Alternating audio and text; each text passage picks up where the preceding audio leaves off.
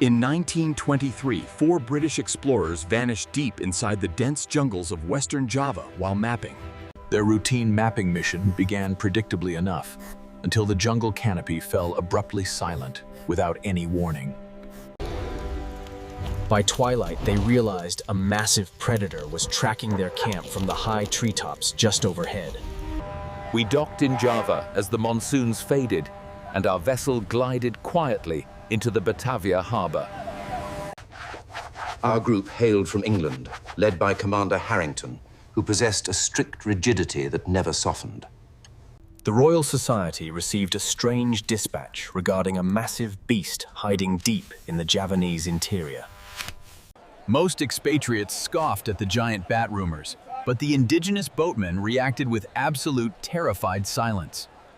An elder warned us not to chase that name, claiming the beast owns the deep jungle valleys. Commander Harrington expressed gratitude but ignored the caution, insisting that we must follow our duty to science. We departed Batavia at daybreak, motoring upriver, where the jungle rose in impenetrable walls of thick foliage. The tropical heat suffocated us as Harrington stood at the prow identifying curves, while Wilkes scribbled notes. We reached a tiny outpost where the atmosphere shifted tangibly when the villagers heard the name Ahool. One man named Satriya consented to guide us after admitting he saw dark shadows cross the canopy. The following dawn, we abandoned the river and commenced our trek as the jungle absorbed us instantly. We paused by a slender creek where I noticed the birds were missing, leaving a heavy void. Satriya surveyed the high canopy with cautious intensity because he disliked the sudden silence falling around us. By evening, we crested a rise and pitched camp, where lore stated several men had simply vanished. That is when we heard the first unidentifiable noise, which was a brief, piercing shriek from above. The singular cry sliced through the insect hum with a deep, resonant quality that compressed the air. Wilkes argued that he had heard fruit bats vocalize, but this sound had a distinct linguistic structure. Satriya issued a curt command, demanding we keep the fire roaring all night to hold the canopy. The creature called again, closer this time, and I sensed a vibration deep in the soil beneath. We heard a vast displacement of air, which sounded like massive wings slicing space without touching anything. Near dawn, a heavy branch snapped directly above us, and large leaves drifted slowly into the clearing. Satriya signaled a sudden halt when we discovered a decimated carcass lying hidden inside the thick bushes. Most disturbing were the deep puncture wounds on the shoulders, suggesting a vertical insertion from high above. We were in its territory where it attacks without sound, so we proceeded to the river immediately.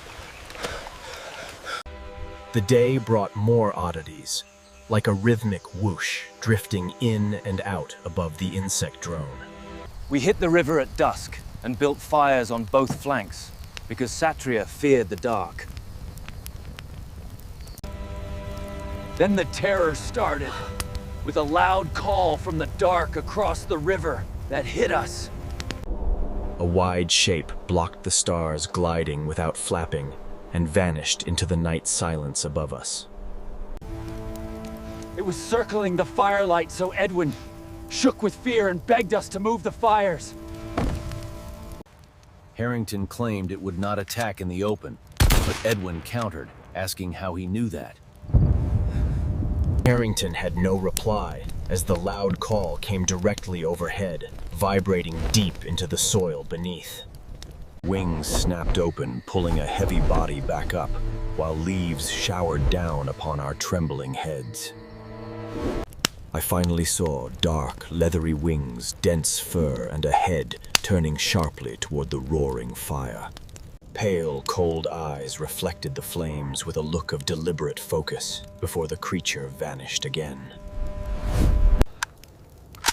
Harrington swore, checking his clip, and ordered us to hold ground while the creature circled much wider. Suddenly, a shadow struck the ground near the far fire, causing the flames to bow low instantly. We jumped with rifles up as dust rose, but the shadow retreated before we could fire shots. It was measuring us as a test, while the clearing shrank, and we stood rigid and silent. My pulse hammered as the canopy shifted again, with controlled movements snapping branches to choose a position. Wilkes whispered that it was testing the light edge as the ends died out, leaving unnatural silence. I felt the pressure change immediately when a gust hit the fire, sending sparks flying everywhere around. It passed lower in a wide arc, with claws extended and pale eyes locking directly onto us. The creature dropped lower, casting a shadow across the bank, while the porters huddled behind Yusef violently. Wilkes realized it was wearing us down, just as the creature dived fast, slamming the earth hard. The impact shook the ground and embers flew as a body crouched in the dimness, wings folded. I saw the jaw and breath as it sprang with silent power, snapping branches and vanishing up. Satria spoke urgently, claiming it waits for exhaustion, and if the fire drops, it will strike immediately. Harrington stood still, knowing our lamps and guns were useless in the dark as the creature swept. A howl downriver was followed by silence, proving the beast hunted small animals while watching us closely. Satria pointed as the creature climbed branch by branch quietly until it hung at the highest point. It launched and glided over the river, waiting for the fires to fail, just as Harrington whispered. The fires sputtered and shadows lengthened as the creature shifted, making small, deliberate moves, waiting for holes. A crisp snap signaled it was back, revealing fragments of shape like a claw curl and glowing eyes. The creature glided, blocking the sky with wings twice a man's height, before landing close by us. A low growl rolled in as Yusef warned it was circling lower and preparing to dive now. A gust flew sparks as the creature appeared perched fully in view, with wings folded tight against fur.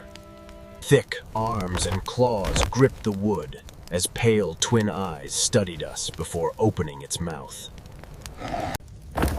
It screamed the loudest call, yet then dropped, diving as a heavy mass, hurtling at the fire. Darkness claimed that side as the creature swept coals away and locked its eyes directly on Edwin. It stepped toward him slow until Satria, a young Indonesian male, fired, causing fur to fly as the beast recoiled backward. The creature crouched, then lunged with wings half open, just as Satria fired again, hitting the flank. It staggered and leaped sideways after Harrington grazed its skull, landing near the big fire, sending sparks. Wilkes threw wood frantically as firelight revealed cartilage wings and a primate bat hybrid with rigid intent. It shifted its gaze, then swept a wing, sending dirt and leaves to bend the flames low. It was killing the light, so Harrington stepped up and fired at the chest, making it scream. I yelled for lanterns, so Satria smashed 2 oil lamps on the ground, creating a huge whoosh. A ring of fire made shadows flee as the creature hissed and pulled back, disgusted by glare. It paced the fire line, then leapt with massive force, climbing into the dark sky, and vanished. Edwin collapsed while Harrington remained upright with his pride cracked, stating the beast would return at dawn. No one argued as we kept the fire blazing until dawn came slowly, and we packed silently. We left Java 2 days later with a sanitized report, but we knew a monster lived there. Its call echoes in my head, and I never camp under trees because I fear the quiet. Something watched us, and had we stayed 1 second longer, the Ahool would have surely taken us.